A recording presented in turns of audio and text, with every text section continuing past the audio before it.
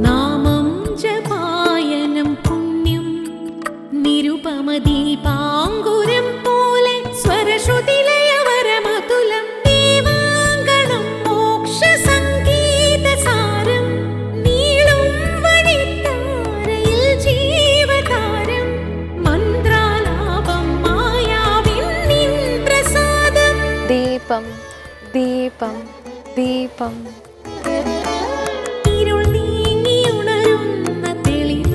ഏവർക്കും സന്ധ്യാദീപത്തിലേക്ക് സ്വാഗതം.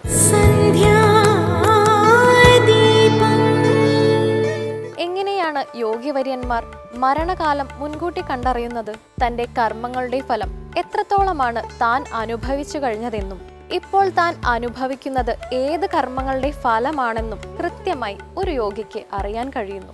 ഇനി ഏതെല്ലാം കർമ്മങ്ങൾക്ക് കൂടി ഫലം അനുഭവിക്കണമെന്നും അത് എത്ര കാലം നീണ്ടു നിൽക്കുമെന്നും കണക്കാക്കുന്നതിലൂടെ അയാൾക്ക് തൻ്റെ മരണകാലം കൃത്യമായി അറിയാൻ കഴിയും.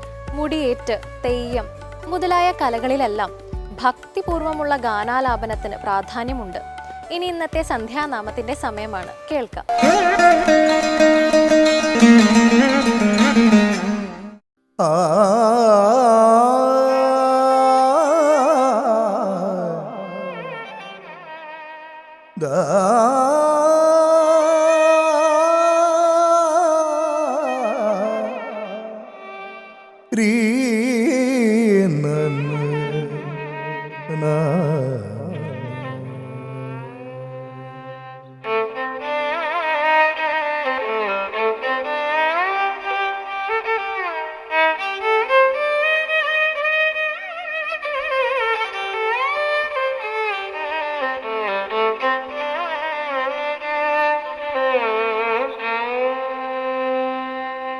குறையொன்றுமில்லை மறைமூர்த்தி கண்ணா, குறையொன்றுமில்லை கண்ணா, குறையொன்றுமில்லை கோவிந்தா, குறையொன்றுமில்லை மறைமூர்த்தி கண்ணா, குறையொன்றுமில்லை கண்ணா, குறையொன்றுமில்லை கோவிந்தா. கண்ணுக்கு தெரியாமல் நிற்கின்றார் கண்ணா, கண்ணுக்கு தெரியாமல் நின்றாலும் எனக்கு குறையொன்றுமில்லை மறைமூர்த்தி கண்ணா. வேண்டியதை தந்திடா வெங்கடேசனிருக்க, வேண்டியது வேறில்லை மறைமூர்த்தி கண்ணா. மணிவண்ணா மலையப்பா கோவிந்தா கோவிந்தா கோவிந்தா கோவிந்தா. தீரையின்றி நிற்கின்றாய் கண்ணா, கண்ணா தீரையின்றி நிற்கின்றாய் கண்ணா. உன்னை மறையோதும் ஞானியர் மற்றுமே காண்பார். திரையின்றி நிற்கின்றாய் கண்ணா, உன்னை மறையோதும் ஞானியர் மற்றுமே காண்பார். என்றாலும் குறையொன்றும் எனக்கில்லை கண்ணா, என்றாலும் குறையொன்றும் எனக்கில்லை கண்ணா. குன்றின் மேல் தல்லாகி நிற்கின்றாய் வரதா, குன்றின் மேல் கல்லாகி நிற்கின்றாய் வரதா. குறையொன்றுமில்லை மறைமூர்த்தி கண்ணா, குறையொன்றுமில்லை மறைமூர்த்தி கண்ணா. மணிவண்ணா மலையப்பா கோவிந்தா கோவிந்தா கோவிந்தா கோவிந்தா. கலினார்கற்கிறங்கி கலிலே இறங்கி சீலைய சிலையாக கோவில் நிற்கின்றார் கேசவா கலினார்கற்கு இறங்கி கலிலே இறங்கி சிலையாக கோவில் நிற்கின்றார் கேசவா குறையொன்றுமில்லை மறைமூர்த்தி கண்ணாயாதும் மறக்காது மறையப்பா யாதும் மறக்காத மலையப்பாவும் பாதில் ஏதும் கரை தீர்க்கும் கருணை கடலன்னை என்றும் இருந்திடா ஏது குறை எனக்கு என்றும் இருந்திடா ஏது குறை எனக்கு ஒன்றும் குறையில்லை மறைமூர்த்தி கண்ணா ஒன்று குறையில்லை மறைமூர்த்தி கண்ணா மணிவண்ணா மலையப்பா கோவிந்தா கோவிந்தா கோவிந்தா கோவிந்தா கோவிந்தா கோவிந்தா கோவிந்தா கோவிந்தா கோவிந்தா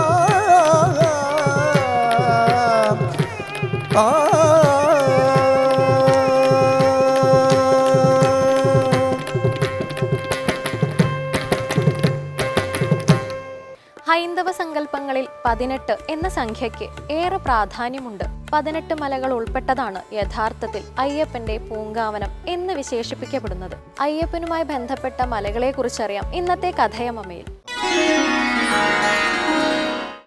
എല്ലാവർക്കും ഹൃദയം നിറഞ്ഞ നമസ്കാരം. കഥയമമ്മയുടെ ഇന്നത്തെ അധ്യായത്തിലേക്ക് എല്ലാവർക്കും ഹാർദമായ സ്വാഗതം. പ്രകൃതിയിൽ ഈശ്വരനെ കാണാൻ പഠിപ്പിക്കുന്ന ഈ സനാതന ധർമ്മത്തിൽ വൃക്ഷരാജനായിട്ട് ആൽമരത്തെയും നദികളിൽ ഭാരതപ്പുഴയും നമ്മൾ കണ്ടു. ഇന്നേ ദിവസം പർവ്വതങ്ങളിൽ ഈശ്വരനെ കാണാനുള്ളൊരു ശ്രമമാണ് നമ്മൾ നടത്തുന്നത്. മലകളിൽ ഈശ്വരനെ കാണുക എന്നുള്ള വാക്ക് ഞാൻ പ്രയോഗിക്കുമ്പോൾ തന്നെ എല്ലാവരുടെയും മനസ്സിൽ ഓടിയെത്തുന്ന ഒരു രൂപം മാത്രമേ ഉള്ളൂ. അത് ആ 18 മലകൾക്കും അധിപനായിട്ട് വർത്തിക്കുന്ന സാക്ഷാൽ സ്വാമിയുടേതാണ്, അയ്യപ്പൻ്റേതാണ്, ശാസ്താവിൻ്റേതാണ്. ഭഗവാന്റെ ആരാധനയിൽ മലകൾക്ക് വലിയ പ്രാധാന്യമാണുള്ളത്. അതുകൊണ്ട് തന്നെ സ്വാമി അയ്യപ്പനെയും ഭഗവാന്റെ മലകളുമായിട്ടുള്ള ബന്ധത്തെക്കുറിച്ചുമാണ് ഈ അധ്യായത്തിൽ നമ്മൾ സംസാരിക്കുന്നത്. പൊതുവിൽ എപ്പോഴും പറയാറുള്ളത് സുബ്രഹ്മണ്യസ്വാമിക്കും ശാസ്താവിനും ഉയർന്ന സ്ഥലങ്ങളാണ് ഇരിക്കാൻ താല്പര്യം എന്നാണ്. ശാസ്താക്ഷേത്രങ്ങൾ നോക്കുകയാണെങ്കിൽ അറിയാം, പലതും കുന്നിൻ്റെ പുറത്തായിരിക്കും. സുബ്രഹ്മണ്യസ്വാമിയുടെ അമ്പലങ്ങൾ നോക്കുകയാണെങ്കിൽ തമിഴിൽ വളരെ പ്രശസ്തമായിട്ടുള്ള ഒരു വാമൊഴി തന്നെയുണ്ട്. കുന്നിറുക്കുമിടമെല്ലാം കുമർന്നിറുക്കുമിടം എന്നാണ്. കുന്നിൻ്റെ മുകളിലാണ് അത്ര എപ്പോഴും സുബ്രഹ്മണ്യസ്വാമി ഉണ്ടാവുക. അതുപോലെ തന്നെ ശാസ്താവും. ഇവർ രണ്ടുപേരും ഉയർച്ചയിൽ ഇരിക്കാൻ താല്പര്യപ്പെടുന്ന ദേവതകളാണ്. അതുകൊണ്ട് യഥാർത്ഥത്തിൽ എന്താണ് ഉദ്ദേശിക്കുന്നത്? മലയുടെ മുകളിൽ അയ്യപ്പൻ ഇരിക്കണു, മലയുടെ മുകളിൽ മുരുകൻ ഇരിക്കണു എന്ന് പറഞ്ഞു കഴിഞ്ഞാൽ യഥാർത്ഥത്തിൽ എപ്പോഴും ഉയർന്ന സ്ഥാനത്തിരിക്കുക ഗുരുഭാവത്തിലുള്ള ആൾക്കാരാണ്, പഠിപ്പിക്കുന്ന ആളുകളാണ്. പഠിപ്പിക്കുന്ന ആൾക്കാരാണ് താഴെ ഇരിക്കുന്ന ആൾക്കാർക്ക് പഠിപ്പിച്ചു കൊടുത്തുകൊണ്ടിരിക്കുക. അതുകൊണ്ട് ഈ രണ്ട് ദേവതകളുടെയും ഗുരുനാഥ ഭാവമാണ് യഥാർത്ഥത്തിൽ ഈ മലകളിലൂടെ ദൃശ്യമാവണത് എന്നാണ്. സ്വാമിയുടെ 18 മലകളെക്കുറിച്ച് നമുക്കറിയാം. അതിന് പുറമെ 108 ശാസ്താക്ഷേത്രങ്ങൾ പരശുരാമസ്വാമി ഈ കേരളത്തിൽ സ്ഥാപിച്ചിട്ടുണ്ട്. അതിൽ പലതും മലയുടെ മുകളിൽ തന്നെയാണ്. ഭഗവാൻ എപ്പോഴും ഈ മലയായിട്ട് വലിയ ബന്ധമുള്ള ഒരു ദേവതയാണ്. അതിൽ തന്നെ വിശേഷമായിട്ട് എനിക്ക് പറയാനുള്ളത്, ഇപ്പം കേരളീയ സമ്പ്രദായത്തിൽ വേദപാരമ്പര്യമൊക്കെ എടുക്കുമ്പോൾ പെരുവനം ഗ്രാമം, ആ പെരുവനം ഗ്രാമത്തിന് വലിയ പ്രാധാന്യമാണ് കേരളത്തിൻ്റെ വേദപരമ്പരയിൽ ഉള്ളത്. ആ പെരുവനം ഗ്രാമത്തിൻ്റെ 4 അതിർത്തിയിലും പരശുരാമസ്വാമി 4 മലകളെ കണ്ടുപിടിച്ചു. എന്നിട്ട് ആ 4 മലകളിലും ഓരോരോ ശാസ്താ പ്രതിഷ്ഠ വീതം അദ്ദേഹം ചെയ്തു എന്നാണ്. കാരണം മലകളിലാണ് ശാസ്താവിനെ കുടിയിരുത്താൻ ഏറ്റവും എളുപ്പം എന്നാണ് ഈ ഗുരുനാഥ ഭാവമുള്ളതുകൊണ്ട്. അങ്ങനെ അദ്ദേഹം നിർണയിച്ചിട്ടുള്ള 4 ക്ഷേത്രങ്ങളാണ്. ഒന്ന് സാക്ഷാൽ അകമല ശ്രീധർമ്മശാസ്താ ക്ഷേത്രം, ഊഴത്ത് അയ്യപ്പക്ഷേത്രം, എടത്തുരുത്തി അയ്യപ്പക്ഷേത്രം, കുതിരാൻ അയ്യപ്പക്ഷേത്രം. ഇത് 4ഉം പരശുരാമൻ പെരുവനം ഗ്രാമത്തിൻ്റെ 4 സ്ഥലത്ത് 4 അതിരുകളിലായിട്ട് പ്രതിഷ്ഠിച്ച ശാസ്താക്ഷേത്രങ്ങളാണ്. ഇത് നോക്കിയാലൊക്കെ അറിയാം, ഇതൊക്കെ ഇരിക്കുന്നത് കുന്നിൻ്റെ പുറത്താണ്. കുതിരാൻ എന്ന് പറഞ്ഞാൽ തന്നെ ഒരു തരത്തിൽ കുതിരയുടെ മുകളിൽ കയറിയവൻ എന്ന് അർത്ഥമുണ്ട്, കുതിര കയറാത്ത സ്ഥലമായിരുന്നു അത് എന്നുള്ള പേരും അതിന് പറഞ്ഞു കേൾക്കാറുണ്ട്. അശ്വാരൂഢനായിട്ടുള്ള കുതിരപ്പുറത്ത് പോകുന്ന വേട്ടയ്ക്ക് തയ്യാറായി നിൽക്കുന്ന സ്വാമിയാണ് അവിടെ ആരാധിക്കുന്നത്. അകമലയിലെത്തുമ്പോൾ അവിടെ കുറച്ചുകൂടെ ധർമ്മശാസ്താവിൻ്റെ ഒരു രൂപം ഭഗവാൻ വരുന്നു. എടത്തുരുത്തിയിൽ ഭഗവാൻ അയ്യപ്പനായിട്ടിരിക്കുന്നു, അതുപോലെ ഉഴത്ത് ഭഗവാൻ സ്വാമിയായിട്ടിരിക്കുന്നു. ഇതൊക്കെ ഉയർന്ന പ്രദേശങ്ങളിൽ ഇരുന്നുകൊണ്ടാണ് ഭഗവാൻ സാന്നിധ്യം ചെയ്യുന്നത്. ഇതുകൊണ്ടൊക്കെ മനസ്സിലാക്കുന്നത് ഭഗവാന് പ്രകൃതിയായിട്ടുള്ള ബന്ധം ശാസ്താവിന് അല്ലെങ്കിൽ അയ്യപ്പന്, പ്രത്യേകിച്ച് അയ്യപ്പന്. കാരണം അയ്യപ്പന് ക്ഷേത്രത്തിനേക്കാൾ കുറച്ചുകൂടെ വിശിഷ്യായിട്ട് കാവ് സങ്കല്പം പറയാറുണ്ട്. ഇപ്പം പല സ്ഥലത്തും പോകുമ്പോൾ അവിടെയൊക്കെ ചില സ്ഥലപ്പേരുകൾ തന്നെ കാണാം. അതിൻ്റെയൊക്കെ പേര് പലപ്പോഴും അയ്യപ്പൻ കാവ് എന്ന് പറയുന്ന സ്ഥലം തന്നെ കേരളത്തിൽ പല സ്ഥലത്തുമുണ്ട്. കാരണം ഭഗവാൻ ഇരിക്കുന്നത് പ്രകൃതിയായിട്ട് ചേർന്നിട്ടാണ്. പ്രകൃതിയായി ചേർന്നിരിക്കുന്ന ആരാധനാലയങ്ങളെ നമ്മൾ വിളിക്കുന്ന പേരായിരുന്നു കാവ്. അപ്പോൾ മലയിലിരിക്കുന്ന ഭഗവാൻ, പ്രകൃതിയായിട്ട് ചേർന്നിരിക്കുന്ന ഭഗവാൻ, ഇതൊക്കെ ശരിക്കും സൂചിപ്പിക്കുന്നത് ഭഗവാന്റെ ഈ പ്രകൃതി ബന്ധത്തെയാണ്. ഇപ്പം പ്രകൃതിയിൽ നിന്ന് മാറി ഒരു അസ്തിത്വം ഭഗവാന് നമുക്ക് കൊടുക്കാൻ സാധിക്കില്ല. കാരണം ഭഗവാൻ സദാ പ്രകൃതിയുമായി ബന്ധപ്പെട്ട സ്ഥലങ്ങളിലാണ് സാന്നിധ്യം. ഇപ്പം ശബരിമല എടുത്താലും, പൊന്നമ്പലമേട് എടുത്താലും, ഭഗവാന്റെ പൂങ്കാവൻ എടുത്താലും, പമ്പ എടുത്താലും, ശരംകുത്തി എടുത്താലും, അപ്പാച്ചിമേട് എടുത്താലും, ഇതൊക്കെ ഒരു തരത്തിൽ പ്രകൃതിയായിട്ട് ബന്ധപ്പെട്ടതാണ്. പ്രകൃതി എന്ന് പറഞ്ഞാൽ ഭഗവാന്റെ അസ്തിത്വമാണ്. പ്രകൃതിയിലാണ് ഭഗവാൻ ഇരിക്കുന്നത്. പ്രകൃതിയിലാണ് ഭഗവാന്റെ ആ ഒരു തപസ് നടന്നുകൊണ്ടിരിക്കുന്നത്. ഭഗവാന്റെ കാനന ക്ഷേത്രമാണ് ശബരിമല എന്ന് നമ്മൾ വിളിക്കുന്നത് ചെയ്യുക. അപ്പം അതുകൊണ്ട് ഇത്രയധികം ശാസ്താ പാരമ്പര്യങ്ങൾ ഒരുമിച്ച്, പ്രത്യേകിച്ച് ഈ പർവ്വത പ്രദേശങ്ങളുടെ മലകളുടെ സാന്നിധ്യം ശാസ്താവിൻ്റെ ആരാധനയിൽ വലിയ പങ്കാണ് അതിനുള്ളത്. അതുകൊണ്ട് തന്നെ ഒരു മല കാണുന്ന സമയത്ത് അതിൽ ശാസ്താവിനെ ചിന്തിക്കാൻ നമുക്ക് സാധിക്കുന്നുണ്ടെന്നുണ്ടെങ്കിൽ അത് വളരെ വലിയ കാര്യമാണ്. കാരണം ഭഗവാന്റെ ഏറ്റവും ഇഷ്ടപ്പെട്ട വാസസ്ഥലമാണ് ആ കാണുന്നത്. അങ്ങനെ ഉയർന്ന പ്രദേശങ്ങളിലൊക്കെ കുടികൊണ്ടുകൊണ്ട് ഭഗവാന്റെ ഗുരുനാഥഭാവത്തെയും ഒപ്പം എപ്പോഴും ഉയർന്ന പ്രദേശത്ത് ഇരിക്കുക, കാവൽ നിൽക്കുന്ന ആളുകളാണ് അത്ര. ഇപ്പം നമ്മൾ പട്ടാളക്കാരുടെയൊക്കെ ബങ്കറുകളൊക്കെ കാണുമ്പോൾ അല്ലെങ്കിൽ ക്യാമ്പൊക്കെ കാണുമ്പോൾ എപ്പോഴും ഉയർന്ന സ്ഥലത്ത് ചില ആൾക്കാർ ഇങ്ങനെ ഇരുന്ന് നിരീക്ഷിക്കണത് കാണാം. അതുപോലെ ഭഗവാൻ നിരീക്ഷിക്കണമെന്നാണ്. കാരണം എന്തെങ്കിലും തരത്തിലുള്ള ആപത്തുകൾ അദ്ദേഹം കാത്തു രക്ഷിക്കുന്ന പ്രദേശത്തേക്ക് വരുന്നുണ്ടോ, അതും കൂടെ നോക്കാനത്രേ ഭഗവാൻ മലയുടെ മുകളിലിരിക്കുന്നത്. അപ്പം അങ്ങനെയൊക്കെ നമ്മളോടുള്ള സ്നേഹം കൊണ്ട്, വാത്സല്യം കൊണ്ട് നമുക്ക് പഠിപ്പിച്ചു തരാനും നമ്മളെ മറ്റുള്ള ദുഷ്ടചിന്തകളിൽ നിന്ന് രക്ഷിക്കാനും ഉയർന്ന പ്രദേശങ്ങളിലിരിക്കുന്ന ആ ഭഗവാനെ സാഷ്ടാംഗം നമസ്കരിച്ചുകൊണ്ട് അടുത്ത ഒരു കഥയിൽ വീണ്ടും കാണുന്നതുവരെ എല്ലാവർക്കും നന്ദി, നമസ്തേ.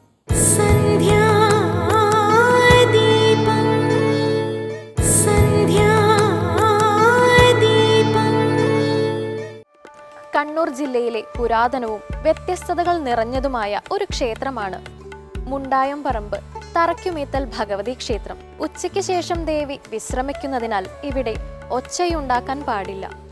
തെയ്യങ്ങൾക്ക് അകമ്പടിയായി ചെണ്ട കൊട്ടാത്ത ഒരു അപൂർവ ക്ഷേത്രമാണിത്. പൂവൻ കോഴികളെ നടക്കി വയ്ക്കുന്നത് ഇവിടത്തെ ഒരു പ്രധാന വഴിപാടാണ്. ഇനി ഇന്നത്തെ ദീപാരാധന കാഴ്ചയ്ക്കായി ക്ഷേത്രാങ്കണത്തിലേക്ക് പോകാം.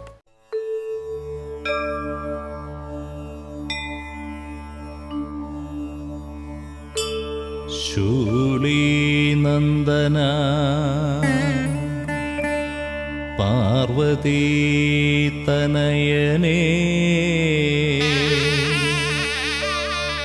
ഏകദന്ത ഗജാനന സൽകർമ്മമേതും തുടങ്ങിടുമ്പോൾ വിഘ്നമകറ്റിക്കാത്തിടുവാൻ. ഹൈന്ദവ വിശ്വാസത്തിലെ ത്രിമൂർത്തികളിൽ ഒരാളായ ഭഗവാൻ ശ്രീ മഹാവിഷ്ണുവിന്റെ നാമത്താൽ രൂപം കൊണ്ട നഗരമാണ് തിരുവനന്തപുരം. ഭഗവാൻ ഇവിടെ അനന്തശായിയാണ്. നഗരത്തിന്റെ തെക്ക് തിരുവല്ലം പരശുരാമ ക്ഷേത്രം ഭഗവാന്റെ ശിരസിന്റെ സ്ഥാനത്താണ്. ശ്രീ പത്മനാഭസ്വാമി ക്ഷേത്രത്തിലാണ് ഉടൽ. ഭഗവാന്റെ തൃപ്പാദം വടക്ക് ദിശയിൽ തൃപ്പാപ്പൂരിലാണെന്നും വിശ്വസിച്ചു പോരുന്നു. ശ്രീ പത്മനാഭസ്വാമി ക്ഷേത്രവുമായി അഭേദ്യ ബന്ധമുള്ള ക്ഷേത്രമാണ് കഴക്കൂട്ടം തൃപ്പാപ്പൂർ തൃപ്പാദപുരം മഹാദേവ സന്നിധി. അനന്തന്റെ പുറത്ത് പള്ളികൊള്ളുന്ന മഹാവിഷ്ണുവിന്റെ പാദസാന്നിധ്യമുണ്ടെന്ന വിശ്വാസത്തിലാണ് ഈ സ്ഥലത്തിന് തൃപ്പാദപുരം എന്ന പേര് ലഭിച്ചത്. ഐതിഹ്യങ്ങൾ കൊണ്ടും ചരിത്ര പഴമ കൊണ്ടും സമ്പന്നമായ ഈ മഹാക്ഷേത്രത്തിലേക്കാണ് ഇന്ന് സന്ധ്യാദീപത്തിനായി മംഗളാരതി തൊഴാൻ പോകുന്നത്.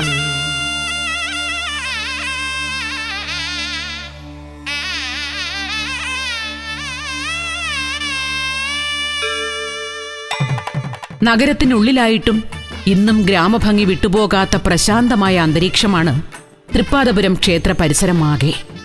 ക്ഷേത്രസന്നിധിയിൽ എത്തുന്ന ഭക്തരുടെ മനസ്സിന് കുളിർമ നൽകുന്ന കാഴ്ചയാണ് ക്ഷേത്രത്തിലെ വിശാലമായ കുളം.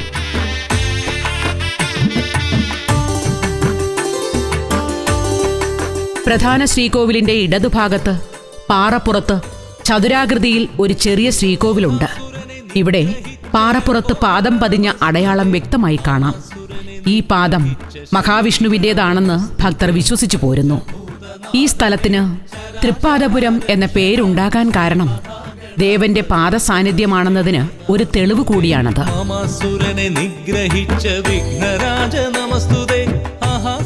പരമഭക്തനും ജ്ഞാനിയുമായിരുന്ന വില്ലുമംഗലം സ്വാമിയാർ ഇവിടത്തെ കാനന നിശബ്ദതയിൽ തപസ് ചെയ്തിരുന്നുവെന്ന് ഐതിഹ്യം പറയുന്നു. തപസ്സനുഷ്ഠിച്ച സ്വാമിയാരുടെ മുന്നിൽ മഹാവിഷ്ണു പ്രത്യക്ഷപ്പെട്ടു. പക്ഷേ അദ്ദേഹത്തിന് ഇവിടെ വച്ച് മഹാവിഷ്ണുവിന്റെ വിശ്വരൂപം ഭാഗികമായി ദർശിക്കാനേ ഭാഗ്യമുണ്ടായുള്ളൂ. അതായത് ഭഗവാന്റെ പാദം മാത്രമേ ദർശിക്കാൻ കഴിഞ്ഞുള്ളൂ. ഭഗവാന്റെ പൂർണ്ണരൂപം ദർശിക്കുന്നതിനായി സ്വാമിയാർ തെക്കോട്ട് യാത്ര ചെയ്തു. ഏറെ ദൂരമൊന്നുമില്ലാത്ത യാത്രക്കിടയിൽ സ്വാമിയാരുടെ പ്രാർത്ഥന സ്വീകരിച്ച ഭഗവാൻ മഹാവിഷ്ണു തന്റെ രൂപം സ്വയം ചെറുതാക്കി 18 അടി വലിപ്പത്തിൽ പ്രത്യക്ഷപ്പെട്ടുവത്രേ. ദർശനം ലഭിച്ച രൂപത്തിൽ മഹാവിഷ്ണുവിന്റെ വിഗ്രഹം വില്ലുമംഗലം സ്വാമിയാർ അതേ സ്ഥലത്ത് പ്രതിഷ്ഠിച്ചു. സ്വാമിയാർ പ്രതിഷ്ഠിച്ച സ്ഥലമാണ് ഇന്നിപ്പോൾ ലോകമെങ്ങും പ്രസിദ്ധമായ ശ്രീ പത്മനാഭസ്വാമി ക്ഷേത്രം. വില്ലുമംഗലം സ്വാമിയാർക്ക് ഭഗവാന്റെ പാദദർശനമുണ്ടായ സ്ഥലത്ത് ചതുർബാഹുവായ മഹാവിഷ്ണുവിനെ പ്രതിഷ്ഠിച്ചതിലൂടെ പ്രദേശത്തിന് തൃപ്പാദപുരം എന്ന സ്ഥലനാമവും ലഭിച്ചു.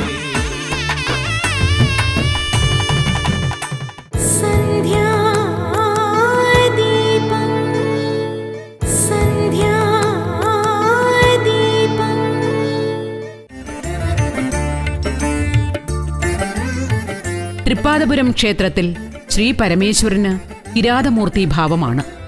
വട്ടക്കോവിൽ മാതൃകയിലുള്ള ക്ഷേത്രത്തിൽ കിഴക്കോട്ട് ദർശനമായാണ് ഭഗവാൻ ഭക്തർക്ക് ദർശനം നൽകുന്നത്. ഭഗവാന് തൊട്ടുമുന്നിൽ നമസ്കാര മണ്ഡപം. മണ്ഡപത്തിന്റെ മച്ചിലെ അഷ്ടദിക്പാലകരുടെയും ബ്രഹ്മാവിന്റെയും ദാരുശില്പങ്ങൾ പൗരാണിക പാരമ്പര്യം വിളിച്ചു പറയുന്നു. ഉത്തരക്കെട്ടിൽ മുകളിലത്തെ കോണുകളിൽ വ്യാളീരൂപങ്ങളും ഗജമുഖങ്ങളും അടക്കം നിരവധി ക്ഷേത്രശില്പങ്ങൾ മനോഹരമായി കൊത്തിവെച്ചിട്ടുണ്ട്. അതുപോലെ തന്നെ നാലമ്പലവും ബലിക്കല്ലും ബലിക്കൽപുരയും കൊടിമരത്തിന്റെ പ്രൗഢി ക്ഷേത്രത്തിന്റെ പഴമയുടെ മഹത്വം വിളിച്ചു പറയുന്നു.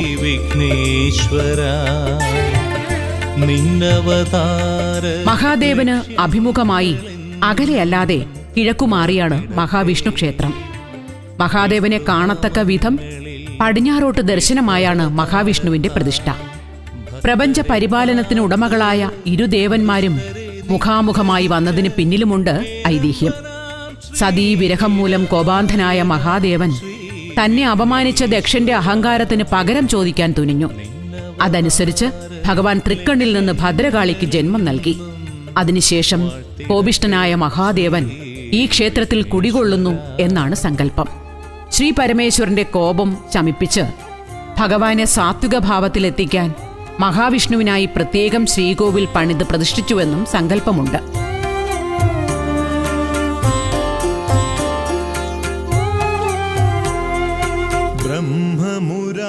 നാലമ്പലത്തിൽ ഒരു ശിവലിംഗം അഥവാ ഇടം കൊടുത്ത മഹാദേവൻ തെക്കുവശത്ത് പാറയ്ക്കുള്ളിലെ ഗുഹയിൽ മഹേശ്വരത്ത് മഹാദേവന്റെയും കൺമൂല മഹാദേവന്റെയും പ്രതിഷ്ഠ, കൂടാതെ അലവരൻ മഹാദേവനും തൃപ്പാദവുമാണ് ഇവിടെയുള്ളത്. ക്ഷേത്രത്തിനുള്ളിലെ മറ്റൊരു പ്രത്യേകതയാണ് നയനതീർത്ഥം. പാറപ്പുറത്ത് നയനാകൃതിയിലുള്ള നീരുറവ വേനൽക്കാലത്ത് വറ്റിപ്പോവുകയോ വർഷകാലത്ത് കവിഞ്ഞൊഴുകുകയോ ചെയ്യുന്നില്ല എന്നത് ഭക്തരെ വിസ്മയപ്പെടുത്തുന്നു. ഇവിടെ വഴിപാടുകൾ സമർപ്പിച്ചാൽ കണ്ണുരോഗം മാറുമെന്നാണ് ഭക്തരുടെ വിശ്വാസം. അതുപോലെ തന്നെ അപസ്മാരം, കുഷ്ഠം മുതലായ രോഗങ്ങൾ പിടിപെട്ട നിരവധി ആളുകൾ തൃപ്പാപ്പൂരിലെത്തി പ്രാർത്ഥിച്ച് സുഖം പ്രാപിക്കുമെന്ന വിശ്വാസവുമുണ്ട്.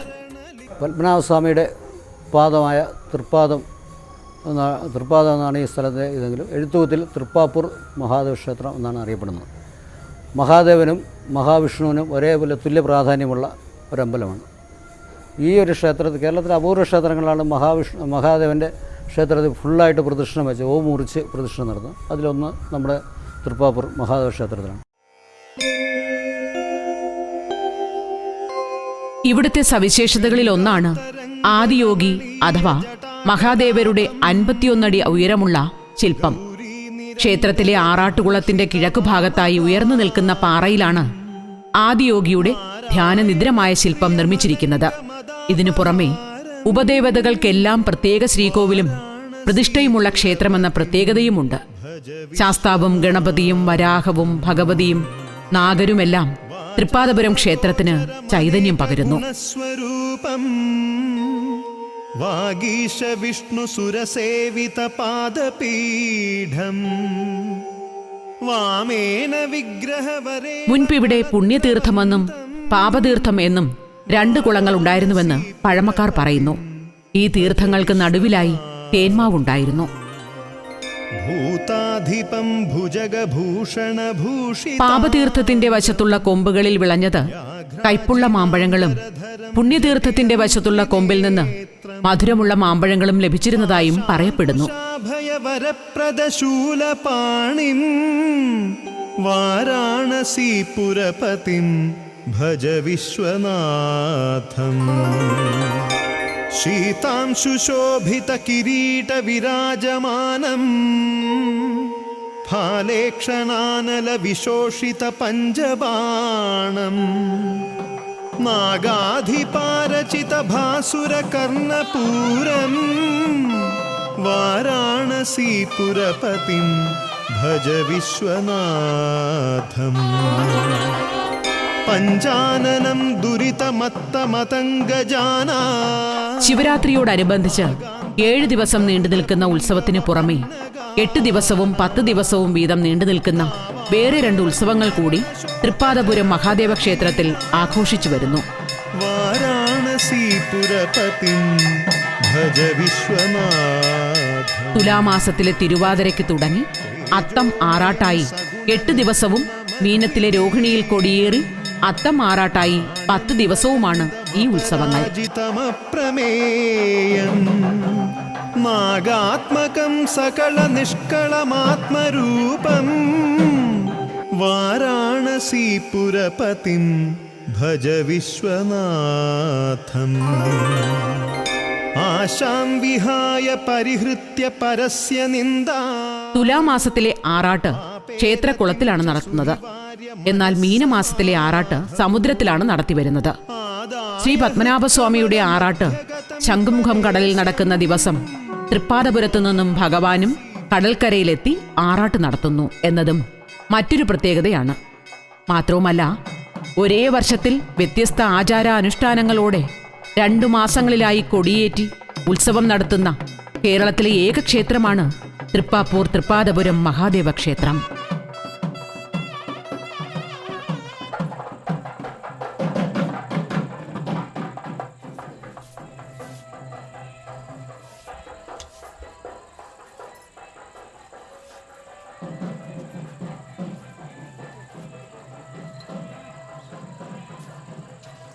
ഏതൊരു കർമ്മവും വിജയകരമാകണമെങ്കിൽ ആത്മവിശ്വാസത്തോടെ ചെയ്യണം. തനിക്കൊപ്പം ഒരാൾ കൂടി ഉണ്ടെങ്കിൽ ഇരുട്ടിൽ സഞ്ചരിക്കാൻ ധൈര്യം കിട്ടുന്നതുപോലെ ജീവിതത്തെ ധൈര്യപൂർവ്വം നേരിടാൻ ഈശ്വരൻ കൂടെയുണ്ടെന്നുള്ള തോന്നൽ സഹായകമാകും.